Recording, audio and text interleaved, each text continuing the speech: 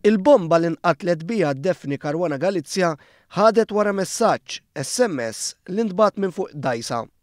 Dan jirriżulta minn evidenza b'saħħitha li għandha l-Pulizija Maltija u li waslet biex persuni tresqu l-qorti akkużati bil-qtil li seħħ fis-16 ta' Ottubru wara nofsinhar.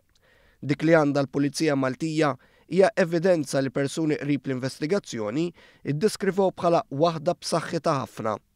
Sorsi tagħna qrib l-investigazzjoni qalu li hemm element qawwi ta' teknoloġija f'din l-investigazzjoni kif mistenni riżorsi provduti mill-Amerikani tal-FBI flimkien mal-investigazzjoni tal-Pulizija Maltija waslu biex ikunu arrestati nies f'operazzjoni kbira li f'pajjiżna ftit rajna bħala.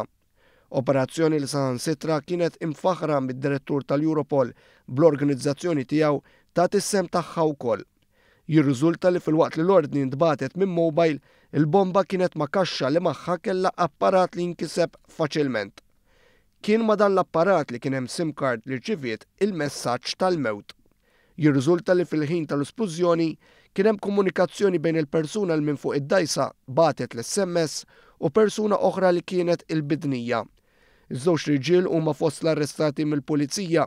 Dak li kien il-bidnija kienet jara l-movimenti kollha ta' Daphne Caruana Galizia u l-Pulizija għandha ħiel b'saħħtu ta' kif ingħatat u ġiet segwita din id-direzzjoni. L-investigaturi għandhom ukoll il-movimenti ta' dawk li tresqu l-qorti fosthom il-movimenti tal-aħħar ġimgħat, inkluż tal-jiem meta seħħ id-delitt u s-sigħat qabel inqatlet il-ġurnalista. Mill-istess tarif jirriżulta wkoll li l-Pulizija għandha f'idejha ħinijiet preċiżi ta' x'ħin twaħħlet il-bomba mal-karozza tal-vittma. L-attività kollha li saret mill-persuni indikati f'dawk l-24 siegħa ta' wara u qabel id-delitt huma lkoll irrekordjati għand il-Pulizija. Intant kontra dak maħsub oriġinarjament, il-materjal li ntuża huwa TNT u mhux Semtex. Filwaqt li Semtex il-materjal li dwaru spekulat il-medja huwa materjal li x'aktarx wieħed irid iġib minn barra l-pajjiż, partikolarment fil-Libja, it-TNT huwa materjal li wieħed iktar jista' jsib f'pajjiżna.